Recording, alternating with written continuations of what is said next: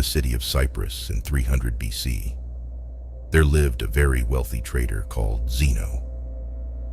While on a voyage from Phoenicia to Piraeus, his boat sank, along with all of his cargo. Because of that single event, an event that was entirely out of Zeno's or anyone's control, this very wealthy man suddenly became poor in an instant. Imagine you were Zeno. How would you react to your entire life's work getting flushed down the drain by the sheer force of nature? What is the proper reaction? Would you be angry? Sad? Would you feel life has cheated you? For most of us, these would all be normal reactions, but not for Zeno, the father of Stoicism. One small change lasts an eternity, and one small reframing of your mindset can cascade into larger and more impactful changes later down the line. The core of Stoicism is the very definition of acceptance and indifference. After reading the works of Socrates and other great philosophers, Zeno created and taught Stoicism. According to Zeno, although we don't have much control over what happens to us, we do have control of how it affects us, and we must use this control to great effect. Rather than crying over spilled milk, or in this case, drowned goods, Zeno focused on maintaining his composure over the situation, remaining calm and neutral despite his predicament. Today, people inadvertently view Stoics as people who cannot be broken, people who don't often linger to the emotional extremes, going through things like fits of rage or bouts of anxiety. But the original idea behind Stoicism was much more than that. Rather than just a way to describe people who are unemotional, Stoicism was a way to view, describe, and understand the world. It was a way of life, and that way of life has lasted for centuries. Stoic philosophy can be applied to situations today the same way it was applied thousands of years ago, and its benefits are just as impactful. Stoicism allows us to process these negative emotions from negative experiences and turn them into the thoughts that give us a unique perspective of the world. Perspective is everything, and everyone in the world has different experiences and thus different perspectives on things. Since the Stoics gathered, discussed, and taught philosophy in a public place, their general philosophy was widely known. They believed that Stoic principles could greatly benefit anyone and everyone, and so it didn't make sense for them to hide that knowledge behind the four walls of a school or of the palace courtyards. As a result, everyone from slave to emperor could learn and become a Stoic, and they did. Some of the world's most notable Stoics include Epictetus, which translates to acquired, as he was once owned as a slave, Seneca, who was a well-renowned statesman, and Marcus Aurelius, a Roman emperor, and one of the most powerful men to have ever lived. The early Stoics practiced what they preached, avoiding all forms of segregation and leading the fight against inequality. They even invented the word cosmopolitan, which literally means citizen of the world. Even at a time when it wasn't popular, women were allowed to freely learn about Stoicism and become Stoics themselves. So why do so many people adopt Stoicism as a way of life?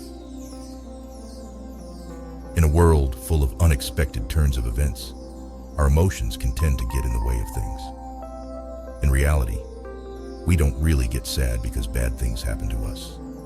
We get sad because unexpected bad things happen to us.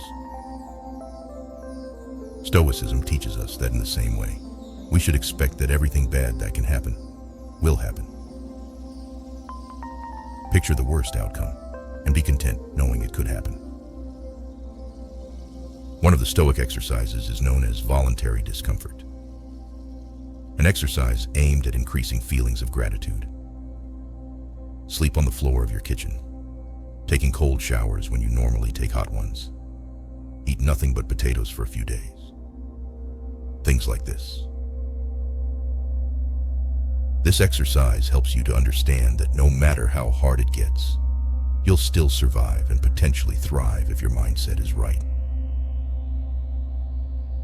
By being able to withstand these uncomfortable situations, we indirectly prepare our mental for future misfortunes. With the current state of the world where advertisements are constantly shoved down our throats, we're made to believe that if we don't have the next best thing, look a certain way, or make a certain amount of money, that we will never be happy. This message is important now, more than ever. We enter the world not knowing much of anything. We grow up being taught things at home, in school, and by observing the world for ourselves. The thing is, a lot of times, all three of these sources of knowledge teach us in different ways. The question is, do we need to internalize all of this knowledge? If we do, we could unknowingly be setting unrealistic expectations for our lives, leaving us ultimately disappointed and unsatisfied in the end. That's no way to live. That is the dichotomy of control, the most important principle in Stoic philosophy. In the words of Epictetus, the chief task in life is simply this: to identify and separate matters so that I can say clearly to myself, which are externals not under my control, and which have to do with the choices I actually control. Stoics teach that we must learn to separate what we can control from what we cannot control. We need to determine our value not from things we can't control, but from the things we can. Striving towards goals is a good trait, but breaking down when those things don't go your way is, in a Stoic's point of view, useless. Making YouTube videos is, well, a lot easier than being a Roman emperor, but it can still prove to be challenging sometimes. First, you must form your idea, which takes forever. Then research that idea. Scrap it because it sucks. Start over. Script the video. Create the video. Edit it. Make the thumbnail, title, and everything else before you hit upload. Everything up until the point where you click upload is all up to you. However, once you click the upload button, the power shifts to external factors. Still, a lot of people judge the success of their endeavors based on metrics that are beyond their control. Stoics teach that instead, you should judge the success of your work based on the amount of effort you put in, and not the outcome of your external hopes. Trust the process. Living with less means unbinding yourself from the societal handcuffs that you've essentially put yourself into. Think about a person who has been working hard at their job for the past 6 months. He now feels he deserves a promotion, and so he walks up to his boss with his performance report. The boss says thanks, doesn't grant him the promotion, and he goes home thinking he must suck at his job. He doesn't consider that the boss might have simply woken up angry. Someone else might have been better qualified at that time. Or maybe the company was just losing money and just couldn't afford it. He doesn't know the reason, but he's still upset. If he simply placed his value on the quality of the performance report he turned in, kept doing what he was doing to earn the promotion he wanted, he could have been much happier overall. With the right perspective, his goal wouldn't have been diminished, but just postponed. It's this reframing of your mindset that is crucial. A true Stoic does not view their successes based on the financial gain of their ventures, but is comforted by the fact that they can live a comfortable life without all the things money can buy. There are the four main virtues of Stoicism: wisdom, courage, temperance, and justice. Wisdom is being able to separate between what is internal and what is external, and the ability to choose our reaction to the things that happen to us. As Viktor Frankl said, between stimulus and response, there is a space. In that space is our power to choose our response. Courage, 2 words: persist and resist. Temperance, or moderation, is doing more with less, saying more with fewer words. While some chase material wealth, Stoics believe that the limit of wealth should simply be having what is essential, and then having what is enough. Justice is the most important of all the virtues.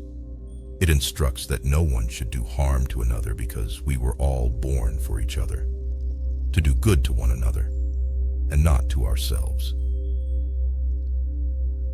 Nelson Mandela was one of the most famous African leaders in the world.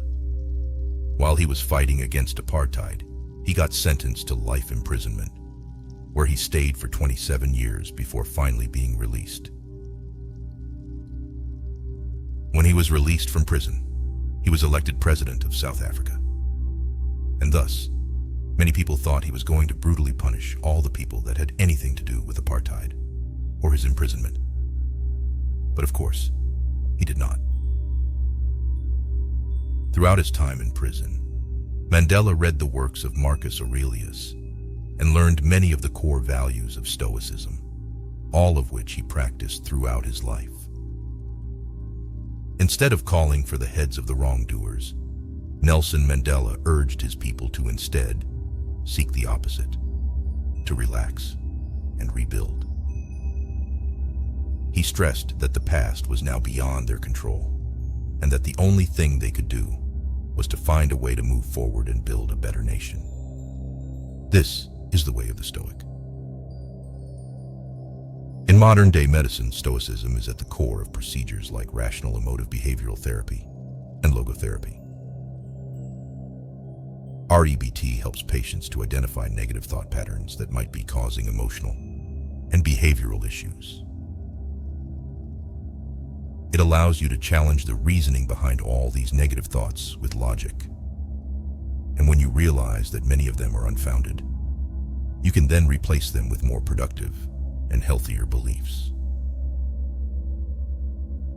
Logotherapy, on the other hand, is based on the Stoic principle that humans are driven by purpose, even in the darkest